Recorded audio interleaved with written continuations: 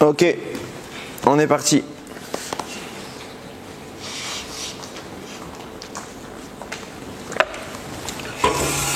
Mettre ça là, ça me gênera moins, comme j'en aurai besoin tout à l'heure. Alors on a deux parashiot Bezrat Hashem, ce Shabbat, on finit le 4e livre de la Torah. En fait, on finit la Torah. Parce qu'après, Devarim, c'est plus Hashem qui dicte, c'est Moshe qui parle lui-même. Et en fait, il va, oui, c'est pas grave, ça arrivera jusqu'à la fin. Je disais donc c'est Moshe qui parle lui-même et il va répéter les principes et énormément de choses qui se sont déjà produites. Donc, j'ai oublié de préciser que ce shiur est offert les Louis Nishmat, David ben Mesaouda, Gabi Mecha bat Esther, Gabriel ben Esther, René Chai ben Mazal, Mathilda Nouya bat Angel, Refoua Shelema de Aaron, Amran ben Sliman, Yaakov ben Rachel, Arav Eliaou ben Elian, Naomi Simcha bat Rachel, Zari bat Phoebe, pour Zivuga Unveta Or de Jenny bat Étoile, Michael ben Chantal, Yehuda ben Levana, et pour la Tchouva et l'amélioration Rouchanite de Pierre-Olivier Ravo Aïmé, si j'espère que je l'ai bien prononcé. Pour la Parnassa et la Tzlacha de Milen Esther Bat Mazal. Et encore et toujours pour nos Chayalim et tous les otages. Donc je disais qu'on termine en réalité la véritable dictée de la Torah avec Bamidbar et Devarim.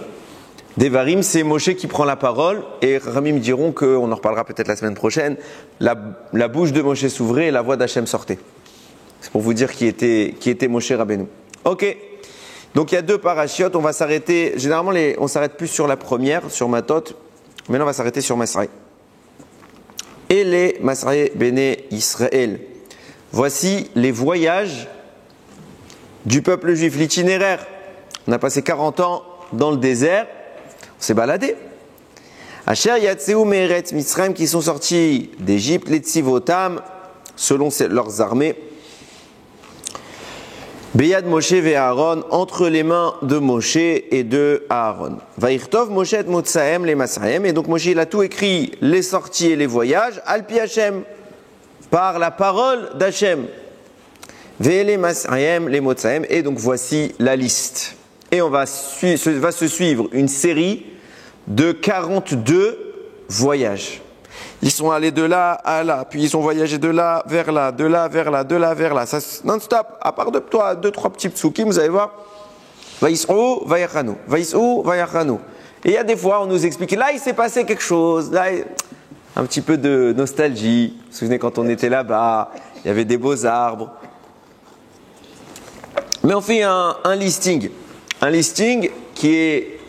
On vient de commencer, vraiment on est au début. Un listing qui est assez rapide, mais il faut l'apprendre, il faut le lire. Et la question, évidemment, la question qui se pose et que tout le monde pose, on s'en moque. On s'en moque totalement. Est-ce que ça vous dirait un jour, venez, on va dans le désert du Sinaï et on va à la recherche des 42 stations dans lesquelles on s'arrête. Alors là, après, la Torah répète 7 autres pour arriver à 49. Il y a une raison à ça. On a fait un va-et-vient. Ok. Le principal, c'est les 42. Ok. C'est quoi l'intérêt ? On va trouver des trésors là-bas. Peut-être on s'est dit, on sait que les Bnei Israël étaient très très riches. Peut-être qu'il y en a un, il a fait tomber quelque chose derrière. Pourquoi on nous raconte tout ça ? C'est de la Torah. C'est comme si je vous disais. À part s'il se passe quelque chose, mais dans la vie d'Avraham, exemple, Avraham il est parti de chez lui pour arriver en Eretz Israël. Ouais, il a fait la même chose que nous. Ok, on va nous dire où est-ce qu'il a dormi la nuit. Il n'a pas fait le voyage en 20 minutes. Donc il était à l'époque à dos de chameau, d'âne ou de chameau, je ne sais pas ce qu'il avait. Et forcément qu'il a dû dormir la nuit quelque part. On ne va pas dire là, il y avait Avraham. Bon, à part pour les fous d'histoire et d'archéologie, peut-être, mais pour le commun des mortels, on s'en fiche. Et surtout dans un livre de Torah, c'est de la Torah. Ça veut dire que vous comprenez que ce qu'est en train de nous dire Moshe Rabbeinu quand il écrit ça, c'est divin. Vous trouveriez quelque chose de divin à dire, ils sont allés de tel endroit à tel endroit à tel endroit. On s'en moque, à émettre, on s'en moque. Deuxième problème que les commentateurs posent, alors là je ne cite pas de nom parce que c'est assez régulier qu'on pose cette question. D'où ils viennent ces noms? Je pose la question de façon plus complète. On est dans le désert. Un désert que même la Torah décrit comme étant hostile. Ce n'est pas un endroit pour vivre. Okay? Si ce n'était les Hanan et Kavod, donc les nuées de gloire pour nous protéger, le puits de Myriam pour nous abreuver, et la manne de Moshe, bon, tout vient d'Hachem, mais par le mérite, de Moshe pour nous donner à manger, on serait mort. On est resté 40 ans là-bas. Okay? La Torah nous dit que là-bas, il n'y avait rien. Il n'y avait rien, il y avait quoi? Il y avait des scorpions, des serpents, c'est ce qu'il y a dans un désert. Et puis la chaleur. S'il n'y avait pas eu tous ces miracles qui viennent quelque part encadrer notre survie, c'est la mort. Donc il est clair, net et précis qu'on est bien d'accord qu'on n'est pas dans une ville, on n'est pas dans un endroit sociabilisé, etc. Il n'y a rien. Personne n'habite. C'est quoi ces noms? Ils sont allés à tel endroit. Qui a donné le nom là-bas? Shalom. Les Bnei Israël sont allés là-bas, d'accord. Alors, forcément, on peut expliquer comme ça. Mais quel est l'intérêt? Je me donne un exemple. Tu es en pleine route. Ok? Ça fait 20 minutes, tu marches en pleine chaleur. Tu vois un banc. Tu t'assois sur le banc. Et tu vas l'appeler le blanc. Tu vas dire à partir de maintenant, j'appelle cet endroit dans ma vie le banc du repos. Parce qu'il s'est passé quelque chose de... Alors, c'est ce que j'allais dire. Si tu me dis, et il y en a quelques-uns, où il s'est passé, par exemple, Kivrot Atahava. On identifie. Là-bas, 2 minutes, je vais expliquer ça. Kivrot Atahava, ils ont réclamé, ils se sont plaints de la manne, ils ont eu des Tahavot. Donc on a appelé, ils ont été Kivrot, c'est les tombes enterrées, Atahava, du désir. Ok, là j'entends, il se passe quelque chose, on veut nous rappeler. Ceux-là, tu me les expliques, mais il n'y a pas eu 42. Il n'y a pas eu 42 événements dont la Torah nous a parlé et qu'on s'est arrêté là-bas. Donc ça veut dire que quand ils se sont arrêtés là-bas pour camper, pourquoi tu donnes un nom? Pourquoi on donne un nom? Et puis la Torah ne nous les a pas donnés jusqu'à maintenant. Quand il y a eu Kivrot Atahava, la Torah elle a dit on appellera cet endroit Kivrot Atahava parce que là-bas ils ont eu des Tahavot et là-bas ils ont été enterrés. Là c'est cohérent. Il y a une petite histoire, même si c'est pas très utile de l'appeler l'endroit, il y a une petite histoire. Ok. Le reste, il y a des noms, lis les noms. Tu verras. Un sens à ce nom. Mais on donne un sens. Quel sens? Il s'est rien passé là-bas. À part si vous me disiez que il s'est passé des choses, la Torah ne nous les a pas nécessairement racontées, mais les Midrashim, moralement, rien. S'il y avait eu quelque chose, un petit truc à manger, je veux bien. D'où ils viennent ces noms? Et on est bien d'accord que personne n'habitait là-bas avant nous, parce que c'est pas un endroit pour vivre. Donc, ce n'est pas des gens avant nous qui ont nommé ces endroits. On est obligé de dire que c'est nous ou Hachem qui a nommé ces endroits et se pose la question, à quoi bon? On ne va pas vivre là-bas, on ne va pas retourner là-bas, personne. Personne. Si vous faites la route Israël, Mitzrayim ou Mitzrayim, Israël, vous allez aller en ligne droite. Déjà, nous, on n'est pas allé en ligne droite, on a fait des va-et-vient. Vous allez aller en ligne droite et vous ne saurez jamais de votre vie que là, c'était l'endroit où ils se sont arrêtés au 33e jour du voyage de la... On s'en moque. Alors, pourquoi? Oui, vous vouliez dire quelque chose? En fait, pendant 38 ans, Hachem n'a pas parlé à Moshe. Il fallait bien meubler. Alors déjà... Il serait rien passé. Alors déjà, ce que vous dites, c'est très intéressant. Et peut-être que il y aura l'occasion de faire un shiur sur ça. J'avais lu que cette histoire qu'il n'a pas parlé, c'est pas à prendre au sens de la lettre. Il a parlé avec distance. Première chose. Bon, on va aller dans le sens simple. Ok? Même dans le sens simple. Il s'est passé quoi là-bas? Il faut qu'il faille meubler, que Hachem il les ait déplacés. Je vais y venir. Ok. Qu'Hachem il les ait déplacés. Mettons. Pourquoi donner un nom? Vous avez donné un nom à votre place pour savoir qu'aujourd'hui vous étiez à cette place? Non? Parce que la semaine prochaine vous serez peut-être à une autre place. Et puis vous vous souviendrez même pas quel jour vous avez été à telle place, telle place, telle place. On s'en fiche. C'est pas des noms qui existaient déjà? Justement, je suis en train d'expliquer que la logique impose qu'il n'existait pas, puisque personne ne vivait là-bas. Comment? C'est pas des noms d'Israël? Non, on est dans le désert. Oui, mais ils ont pris des noms. Non, c'est pas des noms qu'on a appliqués par la suite. Les 42 noms, vous les retrouvez pas en Israël. Ça aurait pu être une piste, mais donc la question se pose. Ok, on continue. Maintenant, on va rentrer dans une question un tout petit peu plus technique. Principe de base. C'est évoquer ce que je vous dis, Rachid le rapporte dans Parashat Mishpatim. Sur le premier passouk de Mishpatim, il le rapporte là-bas, mais on le trouve dans plein d'endroits. Quand vous trouvez un passage qui commence par le mot « Elé », Rachid il dit, mais c'est Chachamim qui disent « Elé passal arishonim ». Quand il y a écrit voici, ok, la notion que je vais dire quand je vais dire voici, elle annule toutes les notions semblables avant. Par contre, s'il y a écrit V et les, avec le vav qui est une conjonction de coordination, ça veut dire et voici, alors là ça veut dire que je fais une connexion avec ce qu'il y avait avant et donc je suis venu ajouter. Je donne un exemple concret, Mishpatim. Rachid dit, là-bas il y a écrit V et les à Mishpatim, et voici les lois. S'il y avait écrit que voici les lois et les à Mishpatim, alors toutes les lois qu'Hachem a données depuis Bereshit jusqu'à Mishpatim, elles sont annulées. Et voici maintenant les lois que je veux que vous suiviez. Principe de base. Maintenant il a écrit V, ça veut dire qu'il ne veut pas annuler, mais qu'il veut ajouter. Ok? Là, il y a écrit et les masré. Voici les voyages. Donc, il n'y a pas écrit V et les. Il y a écrit et les. Quand il y a écrit que et les, c'est pour annuler les anciens. Hein. Donc, ça veut dire, évidemment, toute proportion gardée, on reste dans le même sujet. Ce qu'on doit annuler, c'est des voyages. Tu annules un voyage. Tu appelles Elal, tu leur dis on annule le billet.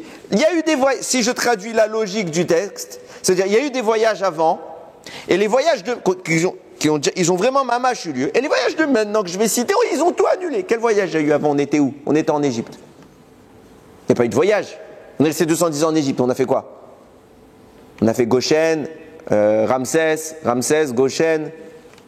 Il n'y a pas eu de voyage. Et quand bien même il y aurait eu des voyages, ça veut dire quoi? J'annule un voyage.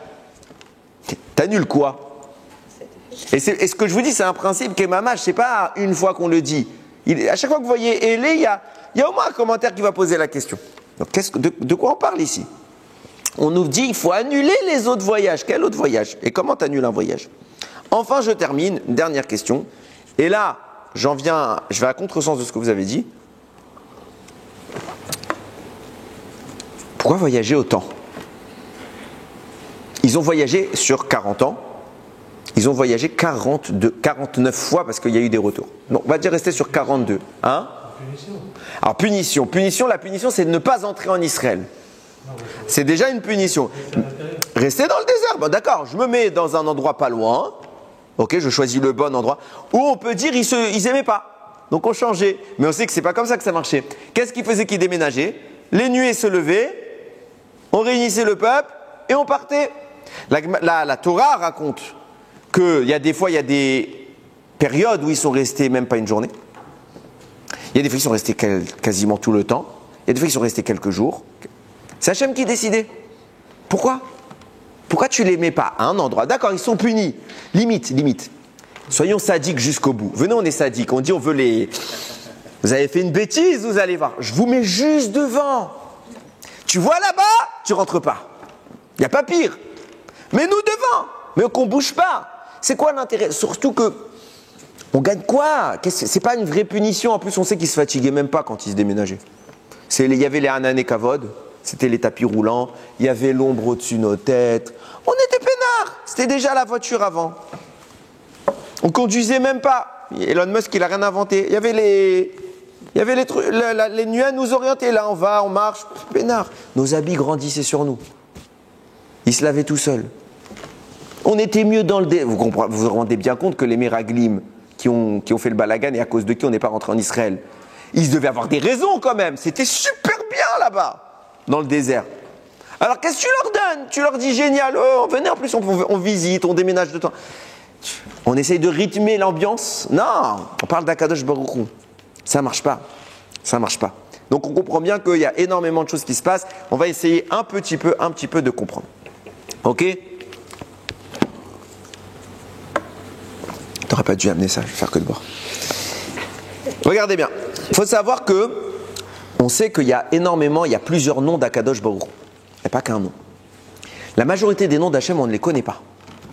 C'est tellement vrai ce que je vous dis que le Ramban Nachmanide écrit dans la Hakdama, dans son introduction à la Torah, il dit, sachez que toute la Torah, c'est que des noms d'Hachem en vrai. C'est que des noms d'Hachem. La vraie Torah, c'est pas Bereshit, espace, Bara, espace, Elohim. Vous connaissez toutes les lettres, tout. Il n'y a ni début ni fin, c'est que des lettres. Sans espace, sans écoudotes. Et c'est des combinaisons des noms d'Akadosh Baruch Hu. Qu'est-ce qu'a fait Hachem? Il a habillé ce secret de ces noms dans une histoire. Et là sont apparus les mots Bereshit, Bara, etc., etc. Il a choisi une première lettre, il l'a mise en premier, et après de là, il a laissé la suite des lettres, il a fait des espaces, il a mis des nékoudotes, il sait ce qu'il fait. Ça a donné une belle histoire. Plein de lois, tout, ça marche nickel. Mais le vrai support, c'est les noms d'Akadosh Baruch Hu. Pourquoi je vous dis ça? La Gemara a dit dans ma Masechet Ragiga, vous voyez, c'est pas souvent que je ramène le livre, mais là, on va lire. Endorshin ba'arayot, pardon, bishlosha. Quand il s'agit des lois de l'intimité, ok, quand un khatan, une kala vont se marier, on leur enseigne les lois de Tarata Mishpacha. Ok, on ne fait pas des cours à plusieurs. 3 élèves, max, c'est déjà interdit. Il faut 3 élèves et on ne dépasse pas. Pourquoi? Logique. C'est des lois qui sont extrêmement compliquées. Les gens, il y a des gens, des fois, ils font Adrachat Khatan Vekala, catastrophe. Ils préparent Khatan et Kala. Quand vous les récupérez les gens, ils connaissent rien. Combien de cours t'as fait? J'ai fait un cours d'1 heure.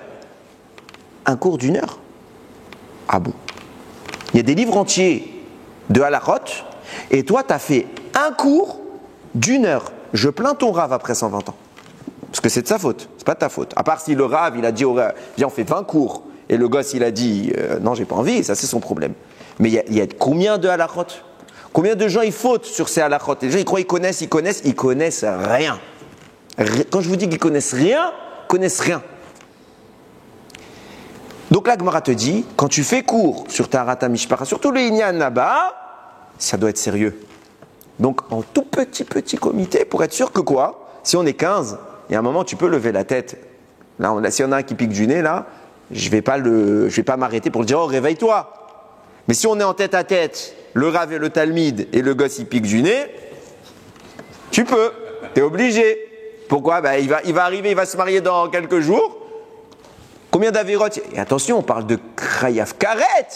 Je crois que c'est léger, Krayav Karet. Le Rav, il a une responsabilité. Le futur Khatan et la future Kala, ils ont une responsabilité. Donc la Gemara te dit, Shlosha. Ok, c'était pas pour ce sujet que je parlais, mais c'est pour la suite. Velo bemarase bereshit bishnaim. Et si on doit enseigner les secrets de Bereshit, maximum 2 élèves. Pas plus. Parce que c'est encore plus secret. Velo bemarkava, pardon, beyachid. Pour enseigner les secrets de ce qu'on appelle la merkava, ok, donc Bereshit et merkava, c'est déjà de la Kabbalah. On te dit 1 maître et son élève. Et là, imken ayachacham umevin midarto. À part si le gars en face de toi, il est spécial. Il a une tête, il comprend de lui-même, etc. Regardez quand quand la Gemara dit mais Maaseh Bereshit. C'est quoi Maaseh Bereshit? C'est quoi? Dieu, il a créé le ciel, le soleil, la terre, etc. Tosfot, il rapporte là-bas. C'est quoi Maaseh Bereshit? Il cite Rabbeinu Tam. Rabbeinu Tam, c'est un des Tosfot. Pardon. Piresh Rabbeinu Tam. Hu Shem Membet Otiot. Le secret de la création du monde, c'est le nom à 42 lettres. Ayotse, qui ressort, mi Bereshit ou mi Pasuk Shel Acharav. Prenez Bereshit, vous comptez les lettres, et le premier et le deuxième pasuk, vous comptez 42 lettres, sachez que c'est un Shem, c'est un nom d'Akadosh Baruch Hu. Et il dit pas c'est quoi? Pendant des siècles, c'était top secret, jusqu'à que les Mekoubalim ils ont eu l'autorisation de révéler ces noms. Je vous rassure, vous prenez Bereshit, les 42 lettres qui suivent, c'est pas un nom spécial. Ah, pourquoi il dit ça? C'est l'habillement du nom spécial, là-bas. C'est-à-dire qu'il faut connaître le secret pour déterrer quelque part l'information et transformer la première lettre bête à quoi elle correspond. Eh bien, je vais vous dire c'est quoi ce nom. Vous le connaissez tous. Tous. Bezrat Hashem. Pourquoi vous le connaissez? Parce que les Chachamim aujourd'hui ont eu le droit de le révéler. Avant, on n'avait pas le droit, le monde n'était pas prêt. Sachez qu'il y a plusieurs fois dans la Torah, qu'il y a des secrets de Torah qu'on ne peut pas révéler. Et quand le monde il est assez kadosh, ça veut dire qu'on a repoussé assez loin les forces du mal, alors on peut révéler. Exemple, Tou Bishvat. La Gemara a dit Tou Bishvat, c'est quoi? C'est rien. C'est une date qu'on appelle Rosh Hashanah. C'est un Rosh Hashanah pour faire des comptes. Trumot, Masrot, etc. C'est rien. Elle ne dit pas que c'est un Yom Tov. Elle ne dit pas qu'on ne fait pas Tachanoun. Elle ne dit rien. Elle ne dit pas qu'on mange des fruits. Elle ne dit rien. C'est à partir du XVIe siècle que les kabbalistes ont révélé tout Bishvat et que c'est institué un seder au début très discrètement. Aujourd'hui, Baruch Hashem, pourquoi? Le monde n'était pas prêt. Le monde n'était pas prêt. Certains élus, immenses maîtres de la Torah, savaient. Ils ne pouvaient pas dire. Donc c'était pour eux, mais c'est tout. On ne faisait pas Tachanoun parce qu'on a vu que il a appelé Rosh Hashanah. Ok, on ne fait pas Tachanoun, mais c'est tout. Il se passe quoi ce jour? Les gens ne faisaient strictement rien. Ils rentraient chez eux, ils mangeaient leur repas, Birkat Amazon et dedans. C'est tout. Il n'y avait pas de seder, il n'y avait rien. Les kabbalistes ont révélé. Quand le monde était arrivé à l'endroit qu'il fallait, il y a eu certains tikkunim, alors on peut révéler. Donc, c'est pas que je vais vous révéler un top secret, la Gemara m'interdit de le révéler et moi je vais venir vous le révéler. Si moi je peux vous le révéler, c'est que ça a été écrit par des rabbanim bien avant moi. Et vous allez voir, je vais rien vous révéler. C'est quoi ce nom-là? Alors, il faut savoir qu'il existe deux versions de ce nom. Je vais expliquer. Première version de ce nom, c'est un Teilim que vous connaissez. Ana, Bechoar, Gedulat, Yeminecha, Tatir, Tserura, Kabel, Rinat. Il faut le dire, quand vous dites ce Teilim, toujours deux mots par deux mots. Pas Ana, Bechoar, Gedulat, Yeminecha. Non. Ana, Bechoar, Gedulat, Yeminecha, Tatir, Tserura. Je vous explique pas maintenant pourquoi, un jour, Bezrat Hashem. Ok? Vous prenez tous les livres, même les plus pourris des livres. Qu'est-ce qu'ils vous mettent à côté de ce Ana, Bechoar? Ils vous prennent les initiales de chaque mot et ils vous mettent entre parenthèses des lettres. C'est les initiales. Donc, première phrase, Aleph, Ana, Bechoar, Gedulat, Yeminecha, Tatir, Tserura. Et ça vous fait un nom de 6 lettres. Parce que chaque phrase, c'est 6 mots. Donc, chaque fois, c'est 6 lettres. Il y a 7 phrases. 6 fois 7, 42. Vous avez un nom avec lequel Dieu a créé le monde. On n'a pas les découdotes. Désolé. Faites un ordinateur, vous allez voir les probabilités que vous allez avoir. C'est pas grave, Bekitsour, c'est pas le but d'avoir les découdotes. Ce nom-là, c'est le nom de 42 lettres que nous dit la Gemara. On ne l'enseigne pas à part aux gens sérieux en comité privé. Ok? Ce Shem qu'on appelle Shem Mab, même bête, ça fait 42 en Gematria. Sachez que sa fonction, son utilité, c'est l'élévation. Je m'explique. Chaque fois qu'on va faire une mitzvah, chaque fois qu'on va faire une bracha, chaque fois qu'on va manger comme il faut manger, ça veut dire pas pour kiffer l'estomac, mais pour Akadosh Baruch Hu. On va extraire des étincelles de Gdusha qui ont sombré dans le monde par les avérotes. Quand vous faites une avéra, imaginez-nous, imaginez la création comme une sphère de lumière. Chaque fois qu'on fait une avéra, on tape dans la sphère et sortent de là des étincelles. Ça, c'est ce qui a brisé le monde. Notre travail, c'est maintenant ces étincelles, elles sont parties. Il faut récupérer ces petites perles d'or et on les remet une par une. Maintenant, quand vous mettez quelque chose qui a de la valeur par terre, qu'est-ce qui se passe? Tout le monde se jette dessus. Et personne ne veut vous laisser le prendre. Qui se jette dessus? Toute la citra, toutes les forces du mal. Elles viennent, elles se jettent sur ces sources de vie divine et elles les emprisonnent. Notre travail, c'est de faire un birour, extraire la lumière de l'obscurité. On l'extrait et on l'en renvoie. Maintenant, une fois que je l'ai extraite, il faut que je la renvoie à sa source. Je l'élève dans le ciel. Comment je fais l'élévation de cela? Le nom qui permet l'élévation, c'est le nom de 42 lettres. Ce qui vous explique, vous avez remarqué, pour ceux qui font Kriyat Shema chez Alamita, j'espère que tout le monde fait Kriyat Shema chez Alamita, c'est extrêmement, et je répète encore une fois, extrêmement important.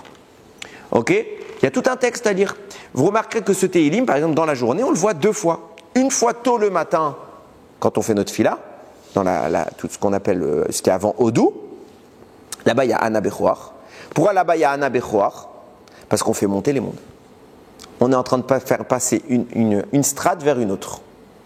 Et on établit par cela tout un ascenseur.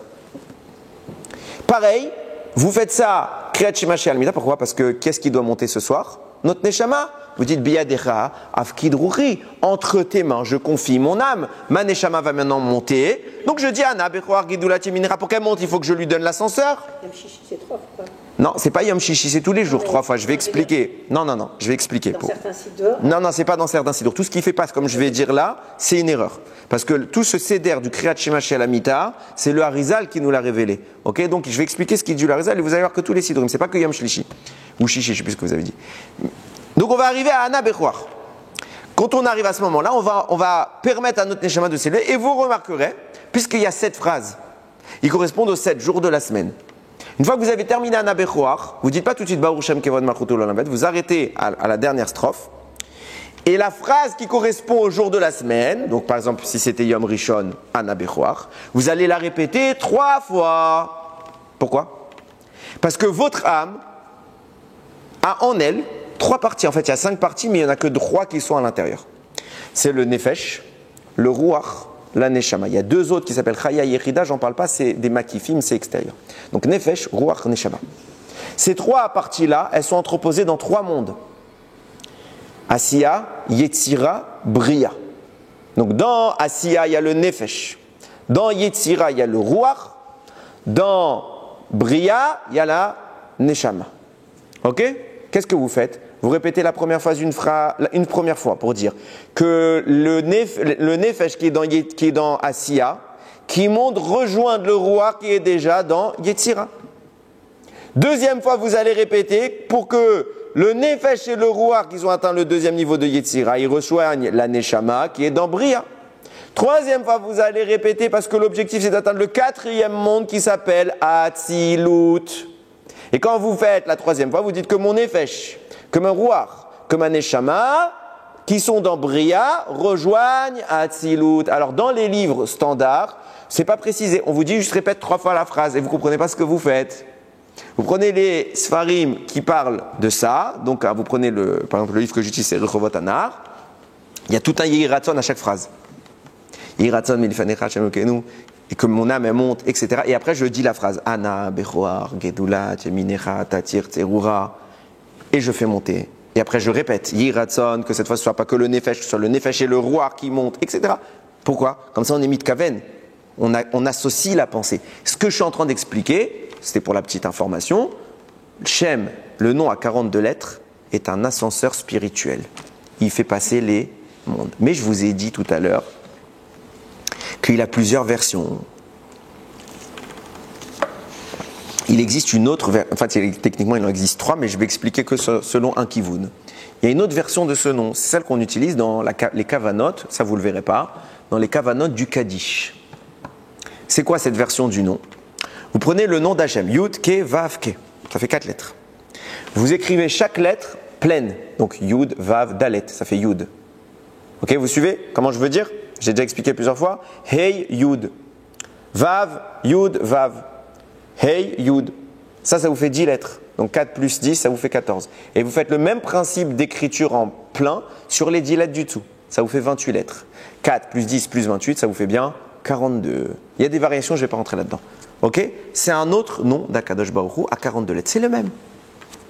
Mais on ne l'utilise pas au même moment. C'est quoi la différence entre les deux noms? Pourquoi il y a 2 versions du nom? Rav David Daniel Okan, il a écrit un sefer qui s'appelle Galenai. Oui, Galenai. Sur Parashat Masri, il explique là-bas. Il dit quoi la différence entre les deux noms? Le premier qui dépend de Ana Bechoar, c'est une élévation partielle.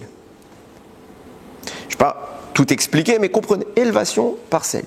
Ça veut dire qu'il y a une partie qui monte, par exemple la nuit, c'est ce qu'on fait. Notre âme entière, elle ne monte pas, sinon on est mort. C'est qu'une partie de notre âme qui monte. Élévation partielle.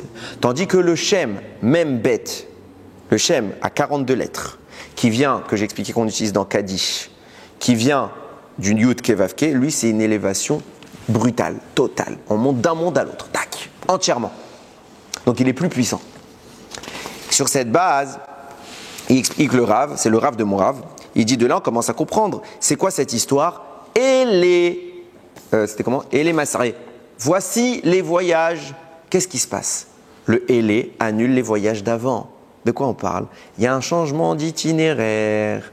Quand on est sorti d'Égypte, Akadosh Baruch Hu voulait nous faire voyager au travers de 42 destinations, qui étaient la corrélation des 42 lettres du nom d'Akadosh Baruch Hu. Pourquoi il voulait nous faire voyager sur ces 42 destinations? Parce que c'est le concept d'élévation. Il voulait nous faire atteindre un summum spirituel. Quel est ce summum spirituel? C'est précisément l'état d'Adam Arishon avant sa faute. Et c'est pour ça qu'on est sorti d'Égypte et qu'on a reçu Matan Torah. On est arrivé au Har Sinaï. Akadosh Baruch Hu il a dit, je vais vous mettre à réparer totalement. Pour cela, il faut une élévation total. Donc il faut le nom de 42 lettres qui correspond à la deuxième explication que je vous ai donnée. Yud, Ke, Vav, Ke, puis Yud, etc.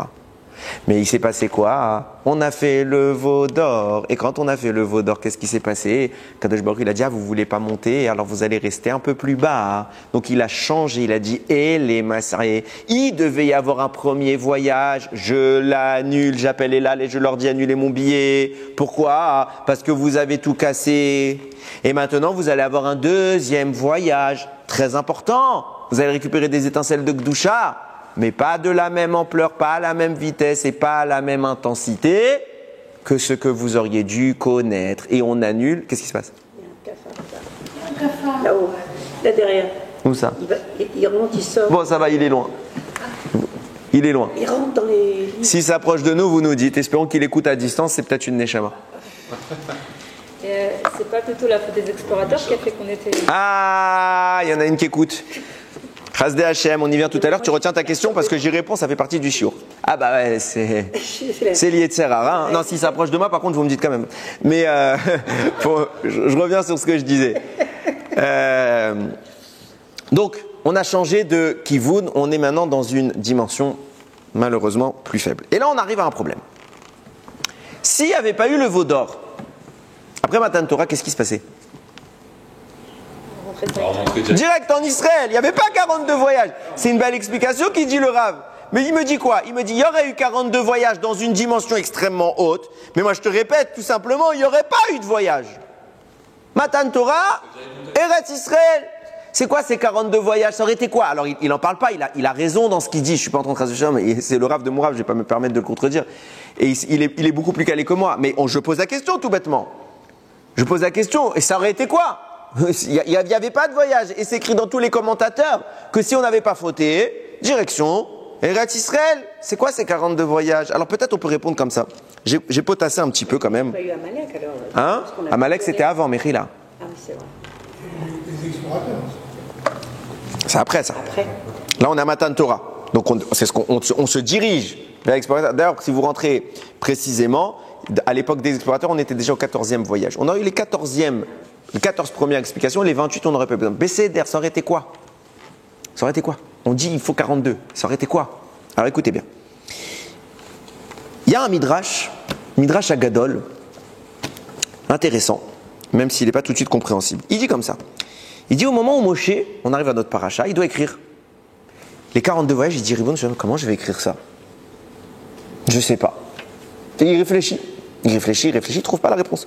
C'est tellement compliqué qu'Akadosh Baruch Hu lui donne la réponse. Quelle réponse il lui dit? Il dit regarde les louchot et compte le nombre de lignes qu'il y a dans les louchot. Il y a 42 lignes. Si vous ne saviez pas, maintenant vous le savez, moi non plus je ne savais pas. Hein. Les louchot étaient écrites en 42 lignes. Alors comment ça a été fait? Je ne sais pas. 42 lignes, il y a 10 commandements, on est d'accord, mais Hachem il les a écrites en 42 lignes. Il dit de même que tu as écrit les louchot en 42 lignes, l'étape de la loi en 42 lignes, tu vas écrire 42 voyages. Ah, Moshe il entendait, ah ça y est j'ai compris. C'était dur d'écrire 42 destinations. Ils ont voyagé, ils sont arrivés, ils ont campé, ils ont voyagé, ils ont campé. C'est Hachem qui dicte. Quel est le problème? Qu'est-ce que Moshe ne comprend pas? Et quel est le rapport avec les louchot? Les voyages et les louchot. Quel est le rapport? On ne voit pas tout de suite le principe. Comme je vous l'ai dit tout à l'heure, et c'est le Frida qui explique comme ça, quand on a fauté, depuis Adam, et puis toutes les générations qui ont suivi, sans cibler spécialement Adam, on a libéré des étincelles de leur source. Libérer, c'est pas le bon mot, on a plutôt confié au mal des forces. Notre travail, c'est de les extraire. Et c'était ça les 42 voyages. À chaque endroit où on allait, notre travail, c'était la libération de ces sources-là. C'est pour ça qu'on est resté à certains endroits un peu plus longtemps, parce qu'il y avait plus à libérer, qu'à d'autres. Nous dit le Rida, c'est ça le secret des noms des 42 endroits. C'est pas une histoire qui s'est passée là-bas. C'est pas quelqu'un qui a donné ces noms. Les noms qui sont cités là-bas, c'est l'intensité cachée, codée, du travail qui a été accompli par les Bnei Israël à ce moment-là. Et pourquoi c'est utile de les écrire dans la Torah? Parce qu'à chaque fois qu'on les relira, on continuera le travail qui a commencé depuis Mitzraïm, où on a commencé la libération des étincelles, et qui s'est poursuivi dans le désert. Et nous, maintenant, des siècles plus tard, quand on va lire cette semaine, notre parashat Masaé, qu'est-ce qu'on va faire? On va poursuivre ce travail, continuer la libération, la libération, la libération, la libération. Moshe ne les a pas écrits pour le folklore. C'est pas il lui restait quelques lignes dans le Sefer Torah, il a dit qu'est-ce qu'on va pouvoir mettre? Non, c'est seulement qu'il a écrit là-bas des noms spéciaux qui viennent caractériser tout le travail accompli à l'époque des Bnei Israël. Et il nous a donné en cela le pouvoir de s'adjoindre, de rejoindre les Bnei Israël des siècles plus tôt pour travailler avec eux à distance. Le télétravail existait déjà. Nous, notre rôle, c'est de continuer tout cet effort-là. Ça n'a pas été écrit pour rien. Mais c'est pas sûr, ce n'est pas tout. Pourquoi le fait de lire, ça a une telle importance? Comment ça fonctionne? Vous remarquerez, je ne sais pas si vous êtes tous au courant, il y a une immense ségoula la veille de Pessah. Il y a deux grandes ségoulottes la veille de Pessah.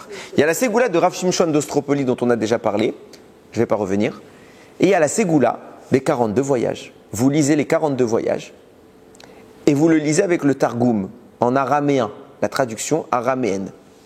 Pourquoi? Le Harizal, il écrit là-bas, même histoire pour Kaddish. Vous avez déjà remarqué que le Kaddish n'est pas écrit en hébreu, il est écrit en araméen. Vous savez qu'on a une mitzvah, et je vais peut-être vous choquer. Peut-être, si je ne me trompe pas, c'est Siman 288 dans Shulchan Aruch, ce qui veut dire que c'est une halakha. On a une halakha qui nous impose toutes les semaines de lire Shnaim Mikra Vetargum. On doit lire tous les psukim de la paracha 2 fois avec leur traduction araméenne. Ça veut dire qu'il y a des gens, et très bien ce qu'ils font, ils lisent Tehillim. Ils lisent Tehillim, c'est une mitzvah de lire Tehillim. Est-ce qu'il y a une halakha? Je ne critique pas la lecture des Tehillim, c'est vital, c'est précieux, c'est puissant. C'est pas ce que je dis. Je pose une question. Est-ce que c'est écrit dans un livre de halakha qu'on a l'obligation de lire tous les jours Tehillim? Nulle part.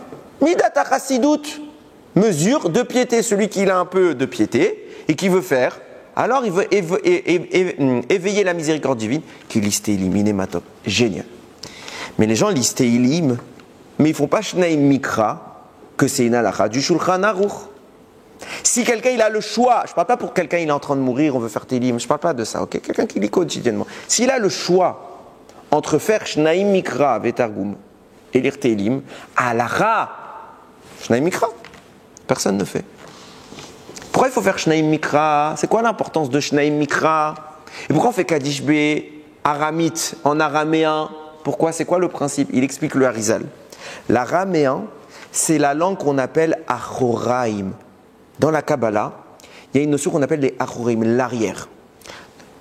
De façon imagée, dans un corps, la zone de faiblesse est toujours où?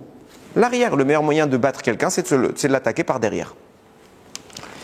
Les Achoraim, c'est aussi de la Gdusha. Mon dos, c'est moi. Donc il n'est pas moins important que mon avant. Il est important. Mais puisque c'est une zone de faiblesse, les Achoraim de la Gdusha, l'arrière de la sainteté, est toujours en contact avec une agression des forces du mal, qui viennent essayer de piquer de la Gdusha pour vivre.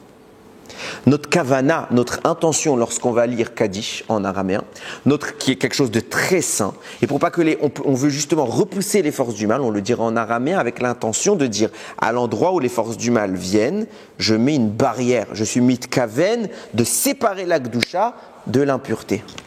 Pareil, je vais lire la Torah. Les forces du mal, elles veulent venir se nourrir de notre Torah. Qu'est-ce qu'on fait? On la lit en hébreu, parce que c'est la source première, c'est pas qu'on la lit 2 fois. Et on va répéter une 3e fois en araméen pour repousser les forces du mal. C'est pour ça que la veille de Pessah, que c'est un jour où il va y avoir beaucoup de lumière qui va se révéler le soir de Pessah. C'est une nuit qui est appelée jour, Pessah. C'est une nuit où il fait jour. Seulement, on n'a pas les yeux pour voir. Qu'est-ce qu'on va dire? C'est un grand minag qui est très important. Celui qui fait, c'est pas celui qui fait pas, c'est pas grave, c'est minag. Ok? On a une tradition qui nous dit, lis ce passage-là. Pourquoi? Parce que Pessah, c'est ce qui va initier notre sortie d'Égypte et donc cette libération des forces du bien. Et ce qu'on veut, c'est les protéger. Tout le travail qu'on a fait dans l'année, on veut l'élever vers le ciel. On dit à la Sitracha, aux forces du mal, pas touche. Ce n'est pas à toi, c'est à moi. Donc on protège notre précieuse Torah. Ok? C'est exactement. Comment? Parachat Aman, il n'y a pas Oui, oui. C'est pas le, en tout cas, c'est pas le sujet, mais toujours quand vous allez arriver dans cette idée-là, c'est ce qui se passe. C'est pour ça qu'il écrit le Be'er Maim Chaim. Quand on est arrivé à ces endroits, on doit les lire, et notre lecture va permettre aux forces du mal d'être repoussées. Et sachez que les noms qui sont cités dans la paracha n'existaient pas avant qu'on y aille. Le fait qu'on y aille et qu'on les libère, ce qu'on a libéré, ces noms-là, c'était la Gdusha qu'on a libéré là-bas. Donc c'est des noms saints, ça fait bien partie de la Torah, ça a sa place dans le texte. C'est Chachouv. On croit une petite histoire, ils ont voyagé, tel itinéraire. Non, Chachouv. Écoutez bien la suite. Il commence à se dessiner, si vous avez bien suivi, un schéma qui est intéressant. On avait quoi? On avait les étincelles depuis la faute, qui sont éparpillées dans le monde. Nous, on essaye de les libérer. Pour les libérer, une fois, on va faire de Torah Mitzvot, et quand on va les libérer, on doit faire remonter. C'est pour ça qu'on va faire 42 voyages qui vont correspondre aux 42 lettres du nom d'Akadosh Baruch. On a baissé en intensité, parce qu'on a varié d'un nom à l'autre, et les Masré, donc on a changé le Shem de 42 pour un autre nom, on passe dans la version Anna Bechoar, et tout cela a été inscrit où initialement? Sur les tables de la loi. Moshe Rabbeinu, quand il vient, il dit à Kadosh Baruch, c'est quoi cette histoire des voyages là?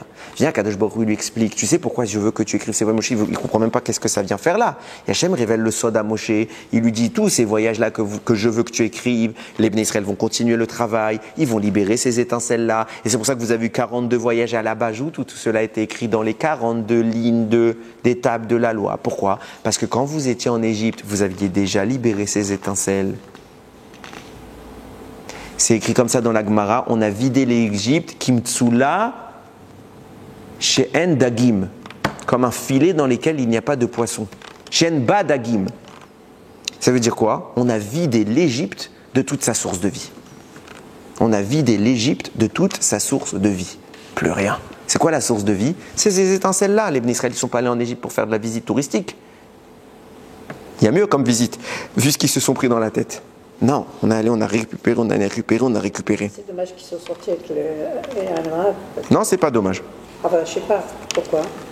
Parce que si ça s'est passé, c'est qu'Hachem, il voulait que ça se passe. Il n'y a pas de si. Oui, d'accord. Chez nous, il y a du si. Mais tout ce qui se passe, c'est Retson Hachem. Seulement, on n'est pas toujours... J'étais tout à l'heure, j'ai croisé le rav de ma synagogue à Mincha. Il me dit, ça va? Je lui fais, oh là, je suis en retard, Rabbi, j'ai pas fini d'écrire mon shiur, j'ai à peine écrit 2 pages. À cette heure-ci, d'habitude, j'ai déjà écrit 4 pages. Il me dit, ouais, c'est pas grave. Je fais, oh, c'est le stress. Comme il fait, comme ça, il a voulu. Comme ça, il a voulu. Comme ça, hein. Il m'a dit, c'est comme ça qu'il a voulu. Tu dois pas te poser de chez là. Comme ça, il a voulu. Et comme ça, il a voulu. Bah, au prochain, au final, j'ai réussi d'écrire. Comme ça, il a voulu. On enlève le stress. Et maintenant, ouais, quand t'es Mahamine. Chasdé Hachem, j'espère être un peu Mahamine quand même. Je disais, maintenant, on va revenir à ce que tu as dit tout à l'heure. Regardez. On est en train de faire dépendre depuis tout à l'heure cette transformation dont j'ai parlé. On devait vivre on est sorti d'Égypte, on a fini le tikkun, on a fauté avec le veau d'or, donc on recommence le tikkun. 42 pour un autre 42. Pour question toute simple, Tzeder, on a fait Avodah Zara, on a fauté. Quel est le rapport avec le veau d'or et l'étape de la loi? Et la punition de devoir, si je dois faire 42 voyages dans le désert, ça veut dire que je ne rentre pas tout de suite en Israël. Mais la décision de ne pas rentrer en Israël, c'est Parashat Shelach, c'est les explorateurs, quelques mois plus tard quand même. Il y a un problème, c'est anachronique, ça ne marche pas dans l'ordre. Viens nous dire Rashi, c'est pas à cause des explorateurs qu'on n'est pas rentré en Égypte. Je vous lis en français pour pas tricher. L'idée avait en effet germé dans l'esprit d'Hachem dès la faute du veau d'or. Mais il a attendu que la mesure soit comble. Depuis le Hegel, Hachem avait dit, ils rentreront pas. Je vais simplement leur donner un petit test. S'ils y arrivent, peut-être que je repenserai la chose. C'était les explorateurs. L'explorateur, c'était la seconde chance. Mais on avait déjà brisé le contrat à Matan Torah. Quel est le rapport Matan Torah et maintenant la punition? Veau d'or. Alors on exclut d'Israël, ok, bien sûr qu'on ne mérite pas. Mais quel est le lien? On ne voit pas tout de suite là les 42 lignes de la Torah. Dans ces 42 lignes-là, il y avait quoi? La Torah, quand on reçoit Matan Torah, il y avait du or. Rami me dit les premières tables, celui qui voyait entre les lignes toute la Torah. Pourquoi il voyait toute la Torah? Parce que toute la Kedusha était libre. Il n'y avait plus rien pour la brider. Donc tu regardais le texte, tu voyais la Ruchniut, sans problème. sans problème. On a cassé ça, hein. Donc on va devoir maintenant revivre le travail, mais dans un format différent. On n'a plus besoin de vivre la souffrance de l'Égypte. Il y a une différence entre l'époque où on est en Égypte et la suite du veau d'or. C'est quoi? On a reçu la Torah. Et grâce à la Torah, on va faire quelque chose d'autre. Je vais m'expliquer. Là, c'est écrit dans la Mechilta des Rabbi Shimon Bar Yochai. Là-bas, il écrit, c'est Rabbi Eliezer qui écrit comme ça. La Torah n'a été donnée à l'étude qu'à ceux qui ont mangé la manne. On est mal barré. Il n'y a qu'une génération qui a mangé la manne, c'est celle du désert. Ok? Donc si tu me dis que la Torah ne doit être étudiée que par ceux qui ont mangé la manne, alors à la mort de Moshe, plus personne n'étudie la Torah. Or, on voit bien que, Baruch Hashem, on ne s'est pas privé d'étudier la Torah. Alors pourquoi la Rabbi Eliezer nous dit la Torah n'a été donnée à l'étude que pour ceux qui ont mangé la manne? Il y a plein d'explications, Rabotai. Je ne vais pas dire que ce que je vous dis c'est l'unique. Si un jour vous entendez cette phrase, vous entendrez peut-être sans doute une autre explication. Je vais donner celle-là parce qu'elle est liée avec mon propos. Dans la Kabbalah, il y a une notion qu'on appelle Aliyat Man. Aliyat Man, c'est quoi? Man, c'est Ma'in Nugvin, les eaux féminines. C'est quoi les eaux féminines? Quand on fait monter les étincelles dont je vous parle depuis tout à l'heure, on doit les faire monter, ça s'appelle Aliyat Man. Pourquoi ça s'appelle des eaux féminines? C'est aucun rapport avec la femme. Ok, c'est ce que cet endroit où on fait monter les choses s'appelle la Malchut. La Malchut, c'est la féminité. La royauté, c'est la féminité. Et donc le monde dans lequel on travaille, c'est la Malchut. Donc on doit faire monter de ce monde féminin, entre guillemets, féminin sans connotation de genre, hein, mais on doit faire monter, donc c'est pour ça que ça s'appelle Ma'im Nugvim. Et il y a ici les eaux masculines qui vont être la réaction céleste. Okay, nous on fait une action terrestre et en réponse on a une réaction céleste. Et on obtient comme ça ce qu'on appelle des ivugim, des unions spirituelles. Ok.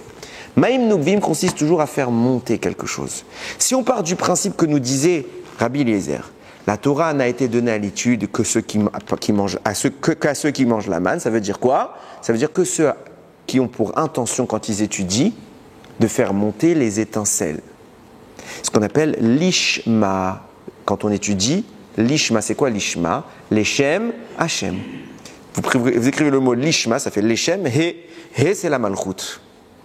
L'objectif, c'est de faire monter les étincelles. Ça doit être mon seul objectif. Pas mon kiff intellectuel, pas la gava de connaître la Torah. Non, mon travail, c'est mon travail. Je suis là pour ça.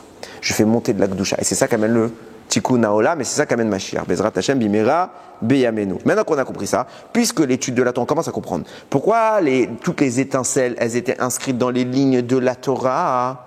Parce qu'on nous explique que ceux qui ont la Torah, qui peuvent l'étudier, c'est ceux qui mangent la manne. La manne, c'est quoi? C'est ceux qui font le travail d'extraction des étincelles. Et quand on fait ce travail d'extraction des étincelles, on est Orleman, on est ceux qui mangent la manne, puisque c'est ça la manne. Et donc en contrepartie de cela, on affranchit le monde de ses entraves et on permet une élévation. Nous dit Rav Dessler, dans Mirtav Eliyahu, écoutez bien, on a vu dans les parachiotes d'avant, 2 tribus et demie, Réhouven, Gad et la moitié de la tribu Ménaché. Ils viennent voir Moshe, ils disent Moshe Rabbeinu, Moshe Rabbeinu n'est pas rentré en Israël, on est de l'autre côté du Jourdain, ils avaient conquis les terrains de Sichon et de Og. Sichon et Og, c'est le roi de Bashan et roi de Sichon Melech HaBashan, Veog, c'est un trou. Bon, ça me reviendra. C'est honteux. Bon, ça me revient pas. Je sais pas, j'ai un bug. Hein? Khazak ou Baruch. Ça m'était, je sais pas pourquoi, ça peut passer. Ok, passons. Je disais, donc, il y a les 2 rois et on a conquis leur territoire. Viennent Réhouven, Réhouven, moitié de tribu de Ménaché et la tribu de Gad. On veut s'installer là. Moshe commence à dire, oh, ça y est, il recommence l'histoire des Meraglim, ils veulent pas rentrer en Israël, il a très peur. Il lui dit, non, Moshe Rabbeinu, on rentre en Israël, on fait toutes les guerres avec vous, mais l'endroit il est compatible, on a un grand troupeau, c'est un endroit avec un grand pâturage, c'est mieux pour nous. Ok, si vous faites les guerres et vous venez, Inemata, vous faites ce que vous voulez. Mais Rav Dessler dit, je comprends pas pourquoi ils ont voulu rester en Chutz La'aretz. Alors bien sûr, ça va être imprégné de la Kedusha d'Israël, mais c'est quoi cette histoire? Tu as le top du top et tu veux rester à l'étranger. Il dit, Rav Dessler, on parle pas de n'importe quelle génération. On parle de Dordéa, la génération du savoir. C'est la plus grande génération que la Terre elle est un jour portée sur ses épaules. Ils ne regardent pas par rapport au pâturage, ils regardent par rapport à leur neshama. Et l'endroit était compatible avec leur neshama. Pourquoi? C'est un sujet bifnatzmo, je ne vais pas rentrer. À leur conception, il y a eu un problème. Ok, très vite, juste que vous sachiez, je ne vais pas rentrer. Mais par exemple, quand Réhouven est né, Yaakov, il pensait qu'il était avec Rachel alors qu'il était avec Léa. Donc il pensait à une autre femme. Pareil pour Gad, puisque c'est quand Réhouven il a échangé les couches de ses parents, il pensait qu'il était avec Bilha, alors qu'il était encore avec Léa. Ok, ça a créé des problèmes spirituels dans leur Neshamot, ce qui les a mis un petit peu de côté le temps qu'ils fassent leur tikkun. Ok. Ménaché pareil, parce que Ménaché il vient de Yosef. Ok. Yosef il s'est marié avec Asnat. Asnat c'est la fille de Dina. Dina elle a eu Asnat par un viol avec Shrem. Ok. Donc il a une moitié goy. Et en plus l'impureté la plus totale un viol. Ok. Donc ça a créé quelque chose. Ok. C'est pas mon sujet. Donc c'est deux tribus, et c'est pour ça que c'est que et demi, c'est pas toute la tribu. 2 tribus et demi se sont mis là-bas. Pourquoi? Parce que la terre en question est compatible avec les étincelles que leur âme doit récupérer. De là, on voit que quoi? La terre a une corrélation avec les personnes qui vivent dedans. C'est pas n'importe qui vit là-bas. Chaque neshama, elle a un travail à faire à cet endroit et pas à cet endroit. Pourquoi vous vivez à Tel Aviv? Et moi, je vis à Ashdod, et lui, il vient à Yerushalayim. Pourquoi? Chacun, il a son travail, et ton travail, il n'est pas là-bas. Et si un jour tu dois déménager, c'est que tu as fini ton travail ici, et tu fais les voyages d'Israël, tu vas ailleurs, tu vas récupérer d'autres étincelles. Mais il n'y a que toi qui peux faire ce travail. Maintenant, comment les choses ont-elles été définies? Vous allez voir, c'est intéressant. Nous dit le Khatam Sofer, et je l'avais déjà dit ce Khatam Sofer dans un shiur ici, il faut savoir que le secret de la manne, c'est quoi? C'est quoi le secret de la manne? Le secret de la manne, c'est les 7 fruits d'Israël. Comme ça, il écrit le Khatam Sofer. La manne, c'est la neshama spirituelle qui vient nourrir dans ce monde l'apparition de 7 fruits en Israël. Les 7 fruits par lesquels la terre est louée. Ok. Et pourquoi ces 7 fruits-là? Qu'est-ce qu'ils ont? Qu'est-ce qu'elle a, la grenade? C'est bon aussi la banane, la pastèque. C'est très bon. Pourquoi la grenade? Nous dit le Zohar. Hein? Non, mais ça c'est les rémazim, c'est les allusions qu'on a trouvées après. Mais à la base, tu savais pas. Pourquoi la grenade? Je sais pas, tu prends la papaye, il y a plein de noyaux dedans. Tu aurais pu dire la même chose. Voilà. Ok, pourquoi la grenade? Réponse. Nous dit la Gemara Masechet Brachot, il y a 3 avis sur quel fruit Adam Arishon a mangé. Il y a un premier avis qui dit il a mangé quand il a fauté, il a pris du raisin, il a pressé, ça fait du vin. Il y a un avis qui dit que c'était du blé, il y a un avis qui dit que c'était de la vigue. Vient le Zohar et il explique Akol divrei Elokim Chaim, toutes sont les paroles d'Akadosh Baruch Hu, tous ont raison quoi. Il n'y a pas eu 3 fruits. Si, il y a eu 3 fruits, il n'y avait pas 3 fruits, il y avait 7 fruits sur l'arbre de la connaissance du bien et du mal. C'était les 7 fruits qui par la suite seront ceux qui vont louer Eretz Israël. Et cette Gdusha là que les Bnei Israël ont eu quand ils ont Eretz Israël, avant elle était chez Kenaran, qui vivait là-bas des Goïm. Qu'est-ce qu'Akadosh Baruch Hu il a fait pendant 40 ans? Il a enlevé la Ruchniout, il a enlevé la spiritualité qui nourrissait ses fruits et il l'a donné à Israël pendant 40 ans dans le désert. Cette spiritualité s'appelle la manne. Et à ce moment-là, ça a provoqué la mise à mort des peuples qui vivaient là-bas. Ils ont commencé à perdre leur force. Et quand les explorateurs voyagent, ils disent « Mais tout le monde est en train de mourir. Pourquoi tout le monde est en train de mourir? Parce qu'on leur a enlevé leur source de vie. » Jusqu'à maintenant, ils ont profité. Maintenant, on récupère. Pendant 40 ans, on a mangé la manne. Et alors, pourquoi c'est lié avec la conquête d'Israël? Pourquoi tout ça, c'est un rapport? En mangeant la manne, on prive les gens là-bas de vie. Et maintenant, les 7 peuples qui vivent là-bas vont disparaître parce que ça y est, on a mangé la manne, on peut rentrer en Eretz Israël. Réponse, encore une fois, quand vous regarderez bien dans la Torah, quand les 7 fruits d'Israël sont présentés, si je ne me trompe pas, c'est Parashat Ekev. Là-bas, Hachem, il dit, regardez le texte, qui Hachem Elokecha, meviacha el Eretz Tova. Hachem, il va te conduire vers une bonne terre. Regardez, on va compter le nombre de fois il y a écrit le mot Eretz. El Eretz Tova, première fois. Eretz, encore une fois le mot Eretz, vers une terre, Nachale, Maïm, Ayanot, Ut Omot, Yotim Babika Vahar. Donc c'est une terre où il y a des sources d'eau qui s'épandent dans les vallées, etc., etc. Donc on a 2 fois Eretz. Eretz, encore une fois, une terre, Chita Osora, Vegefen Uten Avetim, Verimon, Eretz, Zet Shemen Uvach. Là on cite les 7 fruits d'Israël, on a 4 fois le mot Eretz. On continue. Eretz asher lo bemiskenu toral balechem. C'est une terre dans laquelle ce ne sera pas avec misère que tu vas manger du pain. L'orter sarkol baï ne manquera rien. Eretz asher avanea barzel, c'est une terre où les pierres sont de fer.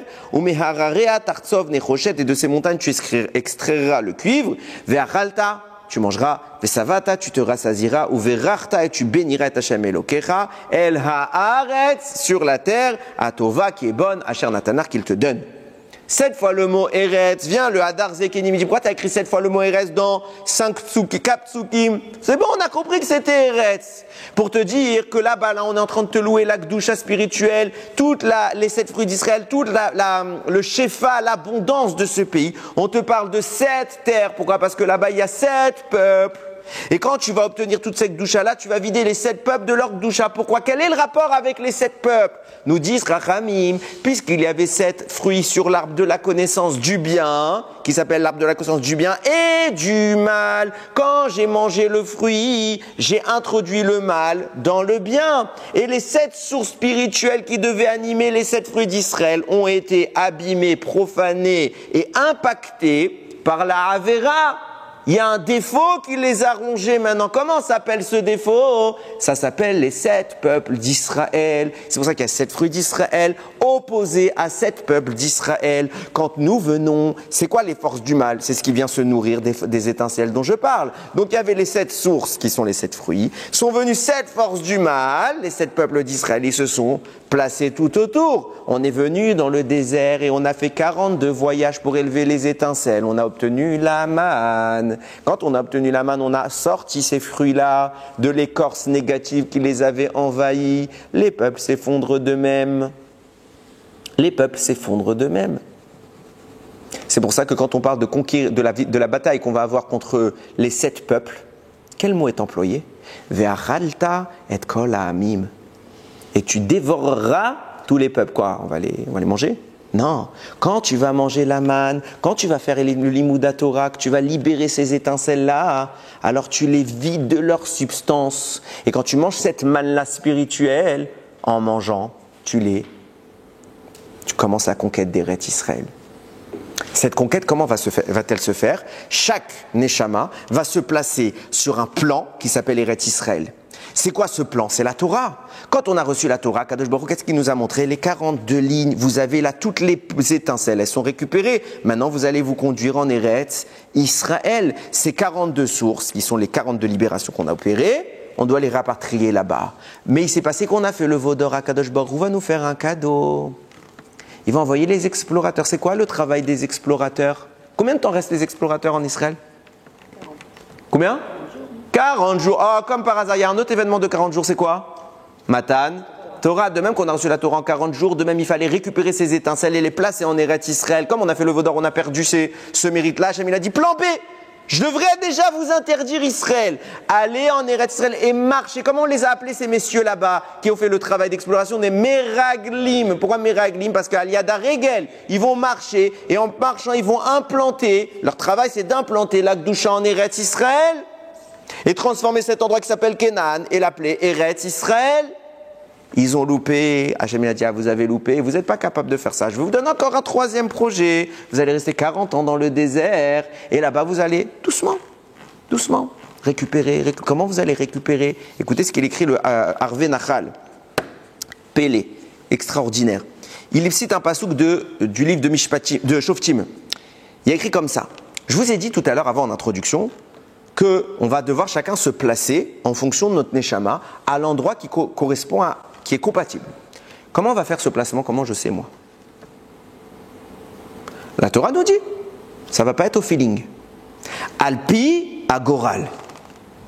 Tirage au sort. On va prendre telle ville, on va prendre les tribus, on tire. Celui qui gagne, c'est pour lui. Je ne comprends pas. Ça sert à quoi?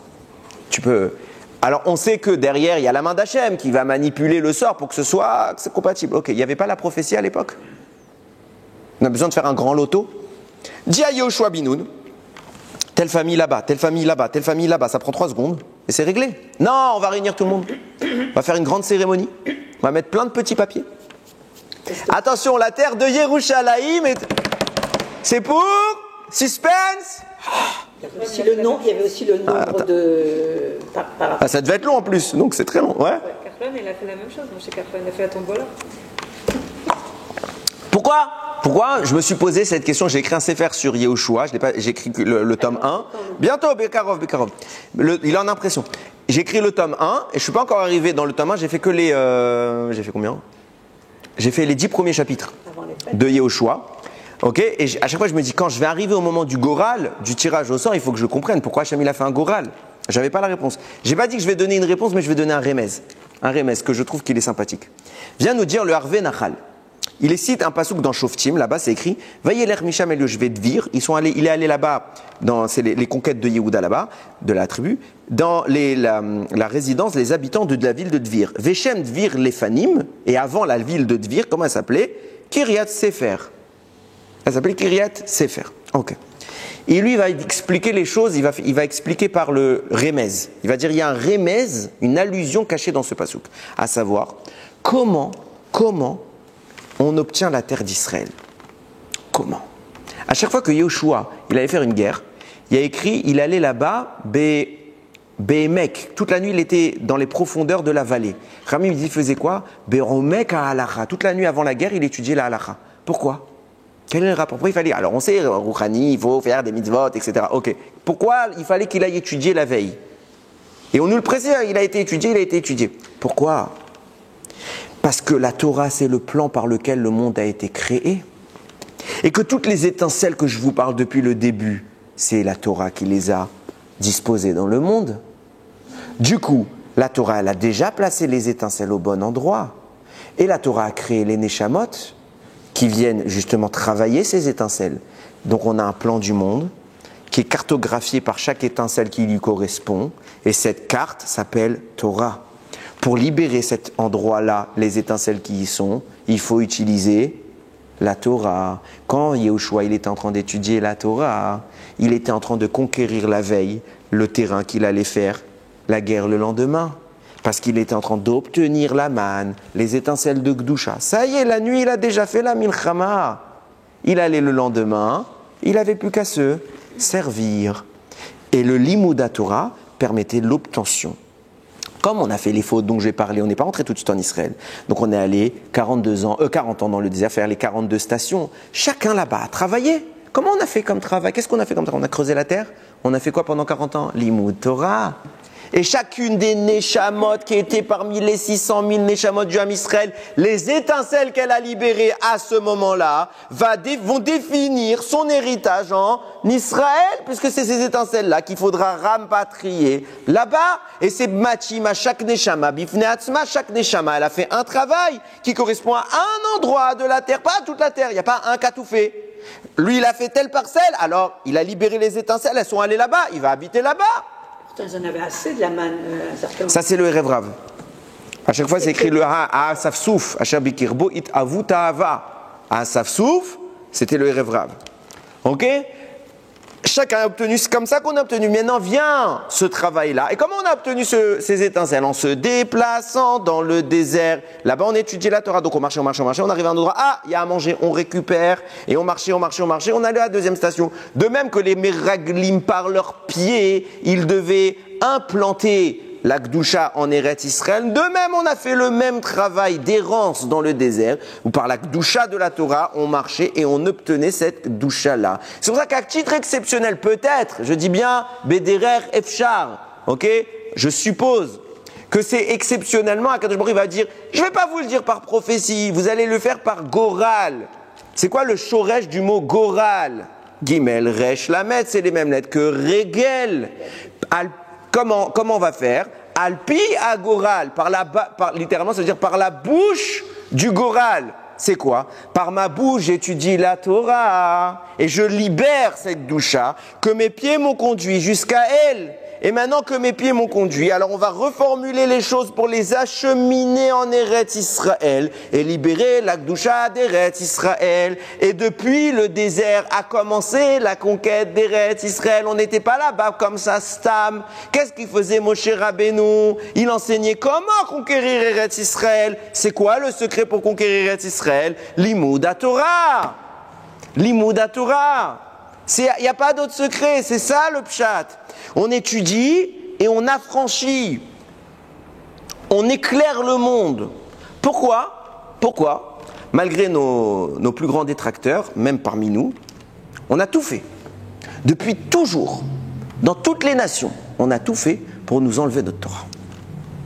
On a tout fait pour nous enlever notre Torah. Hitler, dans son testament, il marche chez moi, il a écrit quoi? Méfiez-vous des rabbins. Méfiez-vous des rabbins, parce que si les rabbins ils survivent, ils vont revitaliser. Les juifs, je les aime pas. Mais s'il y en a chez les juifs que j'aime pas, c'est les rabbins. Pourquoi? Parce qu'eux, ils font ce travail. Même Hitler, il le savait. Et non, c'est pas... Et il se passe quoi? On nous empêche. C'est pas nouveau. Depuis Khorban Habayit, depuis la destruction du temple, exil. Pas de Torah. Effacez votre Torah. Convertissez-vous. À Icar que vous n'ayez pas votre Torah. Pourquoi? Parce que si on a la Torah, on a tout. Et ils savent. Inconsciemment, c'est pas eux qui savent, c'est leur ange qui sait. Ils savent. Pourquoi ils ne sont pas restés 42 jours des explorateurs et plutôt que 40 jours? Pour faire le parallèle avec les 42... Le 40 jours des explorateurs, c'est le parallèle avec 40 jours de Matan Torah. Ah d'accord, c'est pas les 42 étapes. Ouais. Ils savent. Et nous, on ne sait pas. On a dans nos maisons, on a tous un petit livre de Torah. Un peu. On a dans nos librairies à côté de la maison. Aujourd'hui, il n'y a même plus besoin. Internet, tu commandes, il te livre à la maison. On a le secret le plus grand de l'univers. On a le lien avec Dieu. On a le lien avec Dieu. Il est là. Ouvre ton livre. Il est là. Et on fait quoi? On fait quoi de notre vie? On regarde le livre. Il est fermé. Il est beau. Généralement, tu vas chez les gens, ils ont une sifria. Les livres, ils sont tout neufs. Alors, j'ai pas dit que moi, ma sifria, il y a des livres qui sont en bon état, parce que j'ai pas toujours tout utilisé. Mais il y a des livres qui sont abîmés à un moment. Tu vois que généralement, le petit côté doré, là, à un moment, il s'efface, parce que tu étudies. Là, c'est beau dans une maison, une petite bibli comme ça, sympa, un peu vitrée, comme ça, avec une petite lumière. Ça fait classe. Mais c'est pas ça qu'on veut. C'est une Torah morte, ça. Vous savez, il y a un Sefer Torah, il y a des Sifrei Torah derrière. Sachez que ça s'appelle une Torah morte. Quand est-ce qu'on lui donne vie? Quand on la sort et qu'on la lit. On la lit. Comment on lit? Avec la respiration. La respiration, c'est ce dit Neshima. Neshima, c'est les mêmes lettres que Neshama. On lui donne son âme. Par le souffle, Ruach. Ruach, c'est une partie de l'âme. On lit, vous croyez que le Chazan, il fait quoi? Il chante? Si un Chazan, il chante, bannissez-le de la synagogue. C'est pas ça le travail d'un Chazan. On chante pas. Il y a des gens, ils pleurent quand ils prient. Il y a des gens, ils pleurent. Une fois, je me suis tapé la honte. C'était cette année à Kippour. J'étais en pleine amida du Erev Kippour, le début de la fête. J'ai fini 3 heures après le Chazan. Et je finis ma amida. Ils sont en train d'ouvrir le Echal, déjà pour faire la fin de la tfila. Je fais, mais t'as pas fait Kaddish? Tout le monde me regarde, rigole. Je fais, mais si, j'ai fait, je te dis, t'as pas fait Kaddish, j'ai pas entendu, parce que quand t'es dans la amida, t'entends Kaddish, tu dois t'arrêter. Tu dois t'arrêter. Je me suis pas arrêté. Je l'ai pas entendu, Birklal. Il y a des fois, une fois dans ma vie, ça m'est arrivé, Baruch Hashem. Ça veut dire quoi? Ça veut dire que on prie, mais le train-train. Regardez cette merveille. On a une merveille, c'est la parole d'Hachem. Ils sont tellement conscients de ça, les forces du mal, qu'elles sont prêtes à faire des Shoah pour nous l'enlever. Il n'y a pas de problème. Tuons 6 millions d'êtres humains à Icar, que la Torah ne soit pas retirée, ne soit pas étudiée. Bon, eux, ils l'ont compris, nous, on n'a pas compris. Combien d'heures on passe à rien faire? On se pose la question, aujourd'hui, on a Eretz Israël. Baruch Hashem, c'est un des plus beaux cadeaux qu'Hachem nous a fait les dernières années. On n'a pas tout. Pourquoi on n'a pas tout? Ben voilà, on n'a pas libéré encore. Tu ne peux pas prendre ce qui n'est pas libre. Il faut libérer et on obtient. C'est clair, net et précis. Il n'y a pas d'autre cheminement. Ou sinon, malheureusement, des souffrances. On a fait ça en Égypte. L'Égypte nous a permis. On a souffert. Jamais dit, mais je ne comprends pas. Je vous ai donné Barati Yetzerara, Barati Torah Tavlin. J'écris un Yetzerara, j'écris un remède. C'est ma Torah. Vous voulez que le Yetzerara il vous tape? Ou vous voulez utiliser ma Torah, c'est le remède. Il n'y a pas besoin de vous faire frapper. Et nous, on fait quoi? On lit les magazines, on lit Facebook, Instagram, ça on lit. Blainara, on a du temps. Quand tu dis à quelqu'un, ne me dites pas que ce que je vais vous dire c'est faux. Je ne vous croirai pas. Dis à quelqu'un le soir, allez, 9h30, pas très tard. Va prendre un livre. Il va prendre le livre. Ok, t'as raison, je suis un juif, je m'équipe pas, j'étudie. Il va lire et ça va piquer un peu des yeux. Comme ça, il va s'endormir. Tout de suite, il va dormir. Là, il va te dire, ah, je suis fatigué, je vais dormir. Même monsieur, même heure, même jour. Tu le dis, Instagram, TikTok, il y a quoi encore de nouveau? Il va rester 3 heures dans son lit à faire ça. C'est vrai ou c'est faux? Et là, il n'est pas fatigué. Si, il est fatigué. Oh, qu'il est fatigué. Mais il reste. Le lendemain, tu le vois, le type, il arrive avec les yeux comme ça à la choule. Qu'est-ce qui s'est passé? Ah, j'ai tourné. Viens étudier la Gemara, fais 20 minutes. C'est phénoménal. Et tu vas bien dormir en plus. Là, tu n'auras plus l'excuse de dire j'ai fait, j'ai pas fait. Tu vas bien dormir. Et tu seras alors à la tfila. Yetzerara, il est très fort. C'est nous qui sommes faibles. C'est pas lui qui est fort. C'est nous, on est des nuls. Je m'inclus en sommet de la liste. Mais Rabotaï, on a une terre à récupérer. On a eu 1948. 1948, c'est pas le début de la Géoula. Excuse, c'est la fin de l'exil. C'est pas pareil. Comme ça, il écrit Rav Yitzhak Yosef. Il faut distinguer les choses. Le début de la Géoula, c'est quand Mamash, ça y est, il n'y aura plus toute cette citra rare. On sort de l'exil. Jamais nous dit, ça y est, je veux vous sortir. Prenez, c'est à vous. Voilà, vous avez plein de livres, servez-vous. Et vous récupérez une terre, 2 terres, 3 terres, 4 terres. À nous de travailler. Yiratzon Kakadosh Baruch Hu, Bémet, il ouvre nos yeux qu'on arrête de les fermer ces yeux. On passe des heures dans nos vies perdues, on ne pourra jamais les récupérer. Alors qu'on peut de temps en temps sanctifier un peu de notre temps. Chacun à son niveau. J'ai dit, il faut faire Shnaim Mikra. Il faut faire aussi Teilim. Je n'ai pas dit enlever les Teilim. Mais plus, il faut faire. Si quelqu'un il peut faire plus que Teilim, il ouvre un Chumash. Il apprend son histoire. C'est qui Kadosh Baruch Hu. Il lit les Mefarshim. Ah, mais je ne lis pas l'hébreu. J'ai commencé avec un dictionnaire, Rabotai. J'ai pas besoin. Ce que je peux, je fais. Il y a des shiurim. On prend, on fait l'effort. Il y a des livres en français. On apprend. La connaissance d'Hachem est ce qu'il y a de plus jouissif dans ce monde. Il n'y a pas plus beau, il n'y a pas plus grand. C'est enivrant. Enivrant. Il y a qu'on soit tous ivres de Torah, qu'Akadosh Baruch Hu nous ouvre nos yeux, qu'on récupère toute la terre d'Eretz Israël intégralement, sans guerre, sans mort, même chez les occupants, on ne veut pas la mort, qu'on récupère. C'est chez nous, c'est la Torah, qu'Akadosh Baruch Hu vienne dans cette terre-là qu'on aura réparée, récupérée, il s'installe définitivement. Bimera biamenu, Baruch Adonai Leolam, Amen ve Amen.